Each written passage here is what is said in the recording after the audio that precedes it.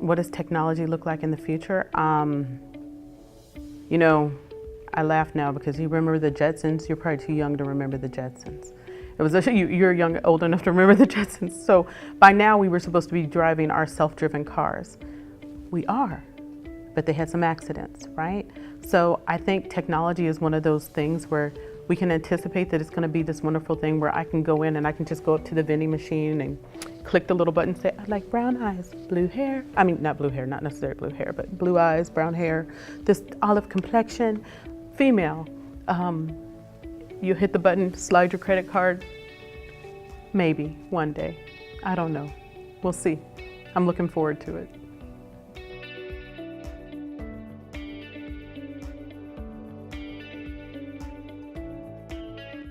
I am one of Jackson's, and Jackson Medical Group. We only have one gynecologic robotic surgeon. That's me. Hi. And so I do minimally invasive robotic surgery at Jackson South Medical Center. I'm the only gynecologist there that does robotic surgery. We have a couple people that come in and do, they're usually REI specialists who come in and do tubal reanastomosis, which means put your fallopian tubes back together after you have had them tied, clipped, and burned back in the day. And we do myomectomies, we do hysterectomies, and you get 4 little incisions this big on your abdomen. I do tubals that way too because I think they're pretty. I mean, the visualization on this robot is amazing. The accuracy with which you can do things, and my husband says I get all googly-eyed when I start talking about the robot. I am one with the robot. I love the robot. I really love the robot. The robot and I are one. And I tell my patients, the robot's not doing your surgery, I'm driving the robot, but it spoils you. And my patients' recovery time, like I have seen an amazing difference in how long patients stay in the hospital. Their bleeding is so much less. They want to go home the same day. And to me, that's amazing. I did a major procedure, a hysterectomy, where most women, if it were open, stay 2 to 3 days and you want to go home the same day. That's amazing. I ran into a patient about a week after surgery and I was looking at her and I was like, what are you doing? She goes, I know I had surgery. I look good, right? I said, see, mommy, you look perfecta. And she said, you want my doctor's number? I said, I know your doctor. When I was in residency, they had this old robot. And literally your job as the resident was to sit in between the patient's legs like this with a device called the roomie, literally like this. The robot was above you and around you while the surgeon sat at the console, which looks like a computer console, right? And you literally make movements like this as a surgeon while you're doing robotic surgery. That's it. But that's how I was exposed. Jamell, tilt it this way. This way? No, the other way. This way? And I hated it. Hated it. Because I was the chick in between the lady's legs, manipulating the uterus. So that was my exposure in residency.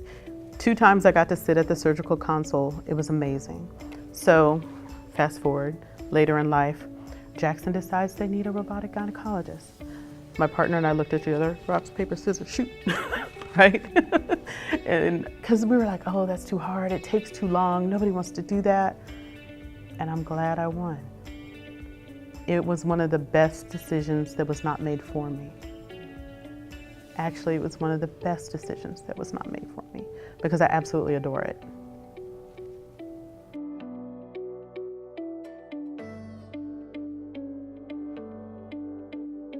Jackson has developed a consortium with and so we have the fertility doctors who see our patients that need IVF.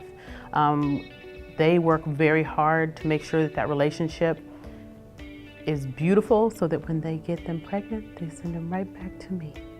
And so that is the best thing that we're doing. Some of the different medications that they're using, some of the different timings and things of that nature that our reproductive endocrinologists do, I'm not privy to, but I can tell you, having witnessed it firsthand with my girlfriend, it's an amazing process. We've got specialists to take care of you from every step of the way. The reproductive endocrinologists, the maternal fetal medicine specialists, and the generalist obstetricians. So we have all of your bases covered. I mean, literally, we make miracles happen. So this is where you need to be.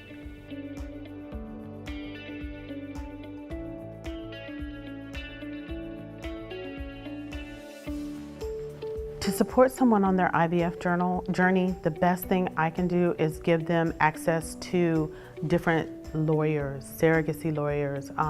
If you're using donor eggs or using donor sperm, showing you resources how to access those, different banks, making sure that my biggest job is to help quell your anxiety, right? Because once you get pregnant, you are a nervous Nelly, whether this is a naturally conceived pregnancy or otherwise.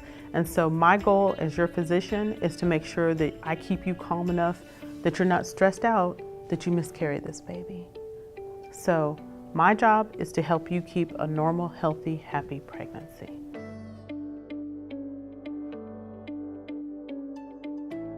Well, we need their sperm. They're greatly involved in this process. It may not be your husband's sperm, but it's definitely sperm involved. I'm an obstetrician and gynecologist, so I don't see male patients, but their husbands come to most of their appointments if we're lucky, right? They usually come to the first appointment, they're so excited, they want to see the baby. Then they come back sometime around 15, 16 weeks so they can see if it's a boy or a girl. They want to know right away, penis, no penis, right?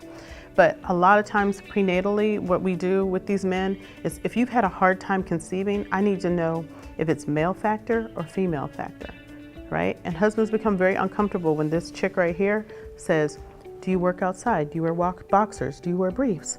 Do you work in hot temperature? Do you ever ice your testicles? Do you sit in hot tubs?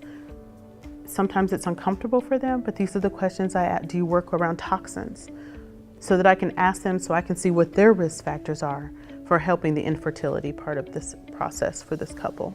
So yes, we ask some uncomfortable questions, and most of the time we get some good answers. But we also send them for a semen analysis so we know how functional their sperm is, the concentration of the sperm, and how good they are, how good of swimmers they are.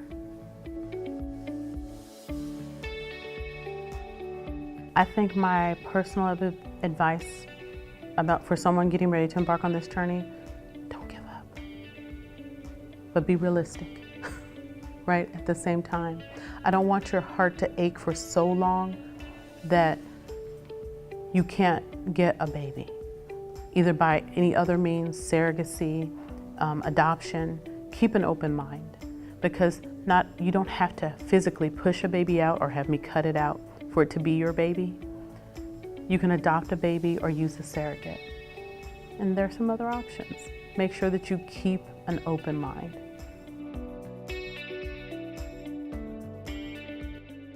I guess a fun fact about me is, I guess you know you're a gynecologist or obstetrician when your daughter plays, instead of duck, duck, goose, she plays penis, penis, vagina. That's when I knew I was definitely an obstetrician, or you get calls from the kindergarten teacher saying, Chloe's talking about her vagina again. And I say, well, you know that's normal for this age group, and I'm not going to reprimand her. What would you like me to say to her? She said, well, I would just like her to stop talking about it in class. I said, put Chloe on the phone. Chloe, yes, Mommy, can you please stop talking about your vagina at school?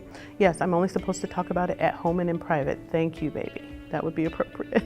But I also, I like to believe that I have this whole Tiffany Haddish, Ellen DeGeneres thing, and one day I'm gonna leave all this and go be a comedian. So I'm hoping they'll see this and help me on my way.